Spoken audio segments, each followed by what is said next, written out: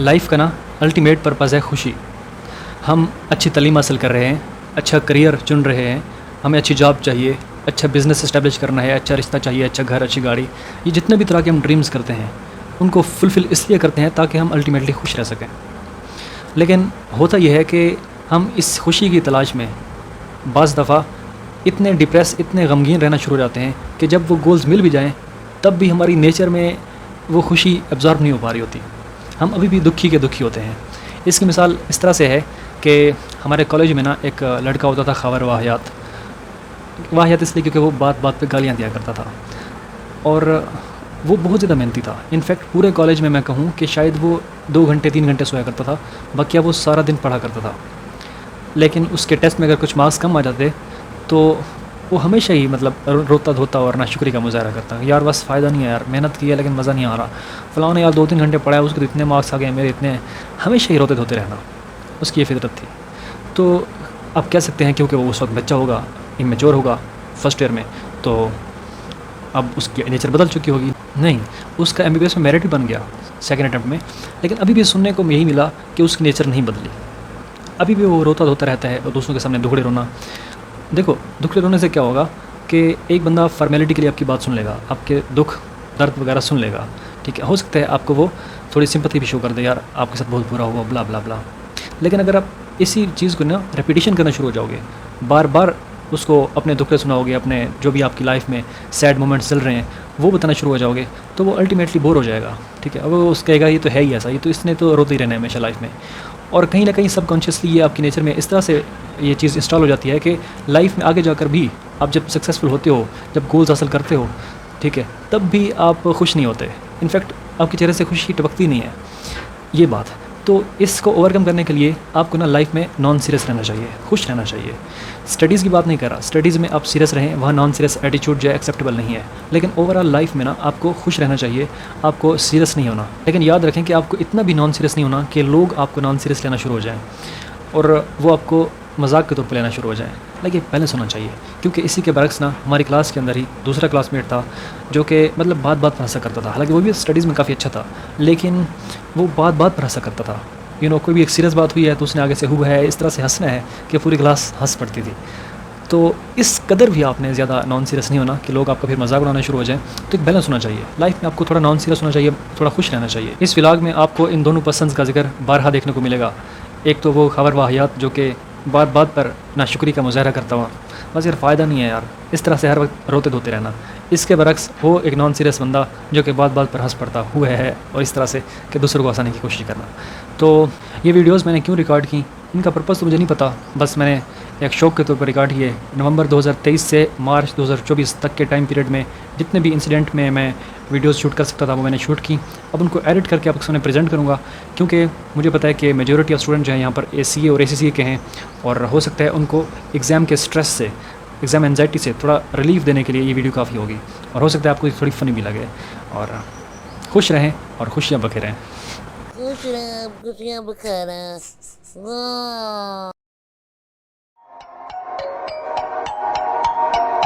किसी रोज़ अंडू के साथ R1 डन किया। सराइकी मरीज़ वाला वाक़या तो आपको याद ही होगा, जब एक सराइकी मरीज़ डॉक्टर के पास गया, अपने मसाइल बताए कि उसको भूख नहीं लगती, सर में दर्द रहता है, तबीयत में बोझ सा महसूस होता है। तो डॉक्टर ने उसको मशवरा दिया कि आप अंडे खाएं। इस पर उस सराइकी मरीज़ ने कहा कि सही मेरे को लिख दो, यानी जनाब ये बात आप मुझे प्रेस्क्रिप्शन पेज पर लिख दें। डॉक्टर ने हैरानी से पूछा इसमें लिखने की क्या बात है, कोई मेडिसिन वगैरह का नाम तो नहीं है कि आपको लिख दूँ। तो उस पर सराइकी मरीज़ ने कहा कि सही कैनाडेसन, यानी अगर आप ये बात नहीं लिख के देंगे तो मेरे घर वाले नहीं देंगे मुझे अंडे। सर्दियों की तवील सर्द रातें, मुख्तसर दिन और कंबल ओढ़कर पढ़ने का अपना ही मज़ा है। और फिर किसी दिन जिंदगी का मज़ा लिया जो कि खट्टे में है। किसी रोज़ बेडशीट बदली और सीला को डन किया। थियरेटिकल सब्जेक्ट मेरे हमेशा से पसंदीदा हैं, क्योंकि इनमें आपको लिख कर मश्क नहीं करनी पड़ती और मुझे रिटन प्रैक्टिस से वैसे भी फोबिया है।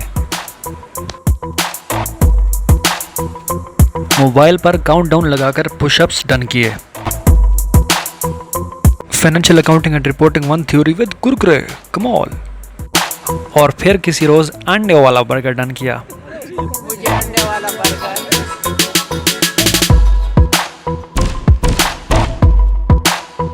और बलखसूस सर्दियों की सर्द रातों में मैं और मेरी सिस 50-50 करके स्नैक्स खरीदते, जिसमें रियो बिस्किट, सलवा निमको, कुरकुरे, लेज़, कपकेक्स और बूम बूम चिंगम शामिल हैं, जो कि मेरे ही कमरे में साइड टेबल में स्टोर किए जाते हैं और जिनकी कंजम्पशन में मैं कभी 50-50 रूल की बजाय डिसऑनेस्टी का मुजाहरा भी कर देता हूँ। और FAR1 के मशहूर क्वेश्चन गुन्नू कैश लिमिटेड की लेंथी कैलकुलेशन में स्टक हो बैठा और किसी रोज़ A4 पेजेस मंगवाए। सो गाइस, ये A4 पेजेस बहुत ही कमाल होते हैं। आप अपने न्यूमेरिकल सब्जेक्ट्स की रिटन प्रैक्टिस इन पर कर सकते हो और ये आपको मार्केट से 1000 रुपये में इसलिए मिल जाएंगे, जिसमें करीबन 500 पेजेस होते हैं, जो कि आपकी एक्सटेंसिव प्रैक्टिस के लिए काफ़ी होते हैं।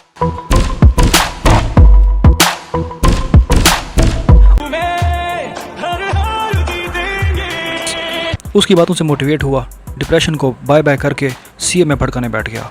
कमाल, आज नहीं बचता CM में, आज आई कैप नहीं बचता, आज गया आई कैप। आज अल्लाह की कसम तू खत्म है।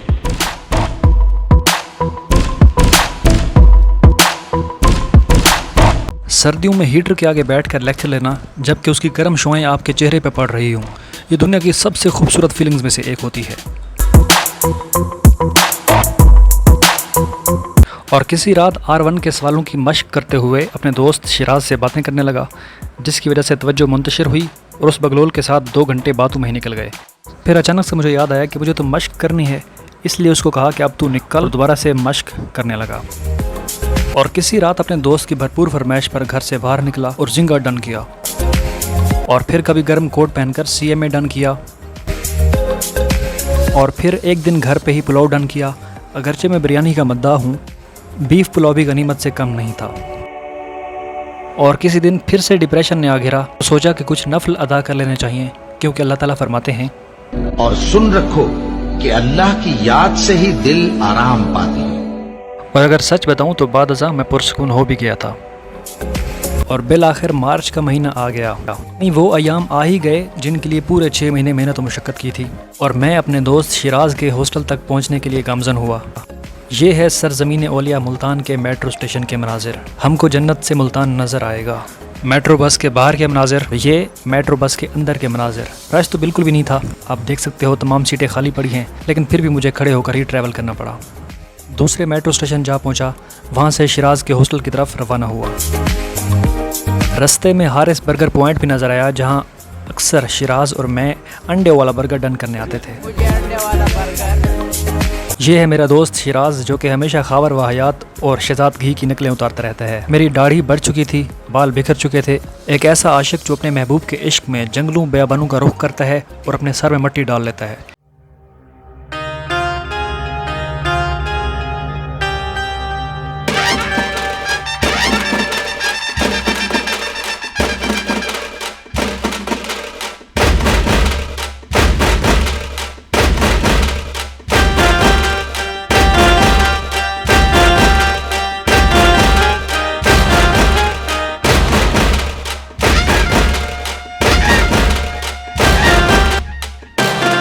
लेवल नहीं पूछते भाई भाई मेरी मांगे उधर कैब दे वाली 4 पेपर रहते हैं। शादी तो बंदा रात में काम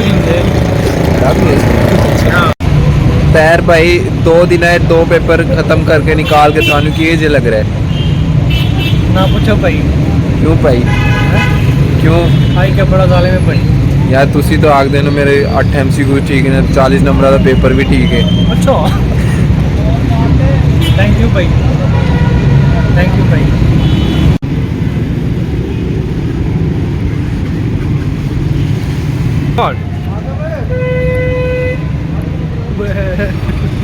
यार आज हम जिस होटल पे आए थे, यहाँ पे नाश्ता लिया तो मज़ा नहीं आया, मतलब पूरा टेस्ट लगे हैं। पहले डेली हम दूसरे साथ वाले में जाते हैं, उनका बहुत आउट क्लास होता है। वो अच्छे दिना ये आज यहाँ पहली बार आए हैं, पता नहीं इन्होंने देखी है क्या इतना घी लगाया हुआ है, समझ नहीं आया क्या कहें यार। 12 मार्च को FAR1 का पेपर अटेम्प्ट किया। रमज़ानुल मुबारक का ये पहला रोज़ा था। तमाम होटल्स बंद थे। रोज़ा इफ्तार करने के लिए लंगर खाने जा पहुँचे, मगर वहाँ तमाम सीटें पहले से ही बुक हो चुकी थीं। हमें जगह ही नहीं मिली। उसके बाद एक चटाई पर बिठाकर हमें 1 प्लेट बिरयानी मिली, जिसमें से मैंने, शिराज ने और एक चाचे ने भी खाना था। उस चाचे ने ऐसी तबाही मचाई कि हमारे नसीब में सिर्फ 2-2 चम्मच ही बिरयानी आई होगी, और उल्टा हमारी सेल्फ रिस्पेक्ट की तजलील भी की गई, हमारी वीडियोज़ बना ली गई। खैर, बदले नख्वास्ता हमने सोचा कि हमें टेस्टी रेस्टोरेंट पर चलना चाहिए, क्योंकि उम्मीद है कि अब तक तो खुल ही चुका होगा। हाँ तो भाई एक घंटा बिठा के 2 चम्मच दिए।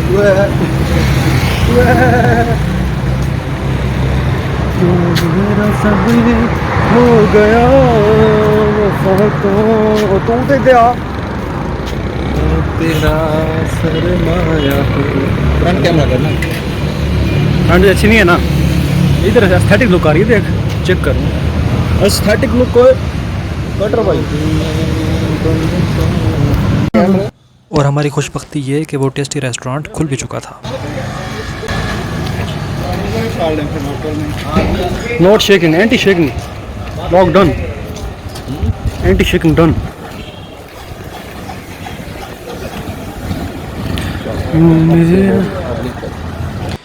अली गिलानी को दावत दी थी कि वो हमें रेस्टोरेंट में आकर ज्वाइन करे, मगर वो अपनी ज़ाती और सियासी मसरूफियात के बायस हमें ज्वाइन नहीं कर सका।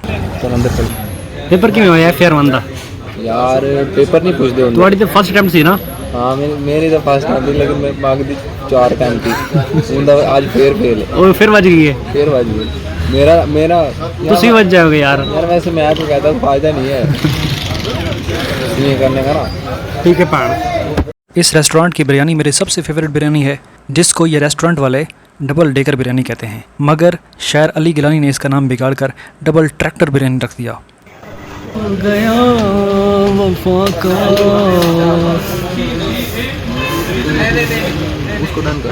किसको? तू बुला पैन बिरयानी जाएगा। भाईजान। औरत मार्च पे क्या कहेंगे?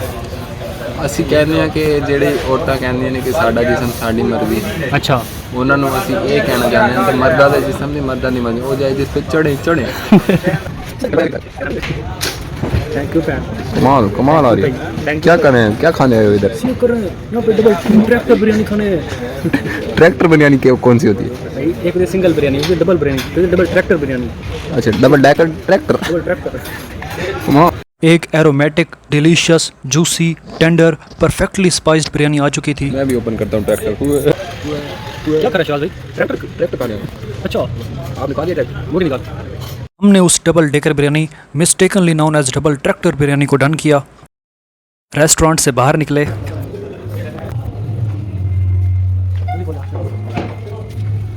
रशीद कोल्ड ड्रिंक कॉर्नर को देखकर भी शिराज को खबर वाहियात याद आ गया। मिंट मर्गरीटा पिएगा यार जो भी पिला दे फायदा तो नहीं हो रहा। फ्रेशको से बाहर निकलते हुए भी इसको वही वाहियात याद आया। कैसा था पिज़्ज़ा? यार कोई फायदा नहीं हुआ वैसे खाने का, खा तो लिया लेकिन मज़ा नहीं आया यार। मज़ा नहीं आया ना? ठीक बस यार चलते हैं फिर, वापस चलते हैं। यार मैं तो कहता हूँ सीए का फायदा नहीं है है। हाँ यार आगे देख ले, गटर में गिर जाऊँ यार। यार तू भी ना कर, मैं भी छोड़ देता हूँ। मैं तो कहता हूँ यार फंस गए यार, वो फायदा नहीं है यार मेडिकल ही कर लेते ना, वही ठीक था। मैं तो कहता हूँ आई क्या भी यार गाले में यार, चैप्टर भी सारे करो, पास भी नहीं करता यार, समझ नहीं आ रही यार। बस यार मैं तो छोड़ रहा हूँ। मैं तो देखो कह दिया मैं तो सीए नहीं कर रहा यार तू सही जाना है यार। कमाल। Anti shaking. लिफ्ट में आतिफ असलम का गाना डन करने ही लगे थे कि लिफ्ट हमारी दर्दनाक आवाज़ सुनकर हिलने लगी। तुम पास हो के भी, एहसास हो के भी, एहसास हो के भी, अपने नहीं ऐसे हैं हमको गिले तुमसे न जाने क्यों। खुल गया। हॉस्टल पहुंचकर कुछ टिकटॉक की वीडियोस डन की। अगरचे हम दोनों टिकटॉक पर वीडियोस नहीं बनाते, मगर ये महज फ़न के लिए और मज़े के लिए थी।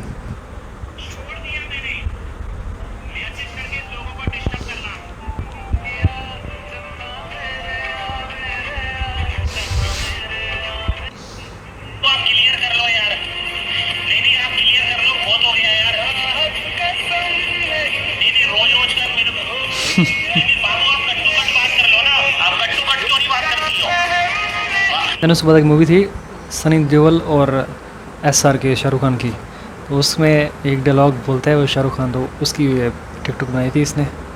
बिलो द बेल्ट काम करवाया है मुझसे इसने।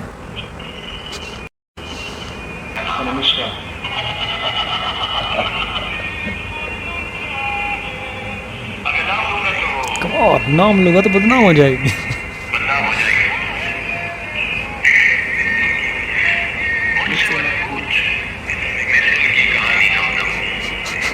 अच्छा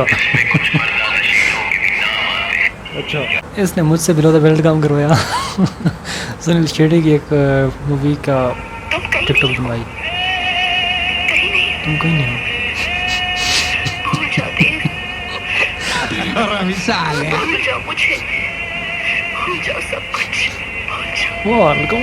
कमाल एक्टिंग। मैं तुम्हें भूल जाऊं ये हो नहीं सकता, और तुम मुझे भूल जाओ ये मैं होने नहीं दूंगा। होने नहीं दूंगा, कमाल। देख देख उधर देख, देख देख देख कितना काला है। तू कितना काला है, वो कितना गोरा है, तू कितना गरीब है, वो कितना अमीर है, तू आज भी बर्बाद है, वो अब भी आबाद है।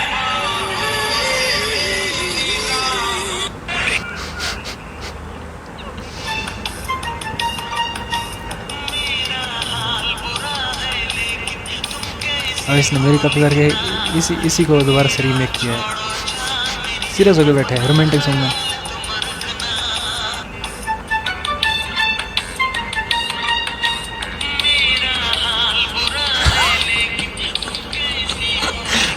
इतने भयानक फीचर्स हैं इसके।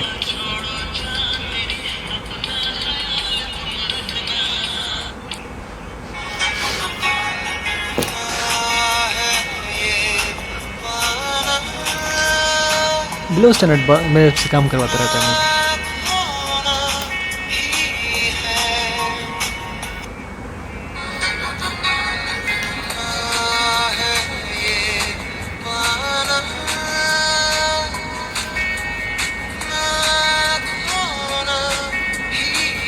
खत्म हो गया। 13 मार्च 2024 को मैं थकावट से चूर घर वापस पहुंचा। सच में बहुत थक चुका था, मेरी हालत बहुत बिगड़ चुकी थी। सोच रहा था चलो सर से बोझ तो हल्का हुआ एग्ज़ाम का। शिराज को टेक्स्ट करके बताया कि मैं बखैरियत घर पहुंच चुका हूं, और उसने भी बताया कि वो खैर वफ़ियत से घर पहुंच चुका है। मैंने मोबाइल रखा और अम्मी से बातें करने चला गया। ये थी मार्च 2024 की attempt. Wish me good luck for September 2024 attempt.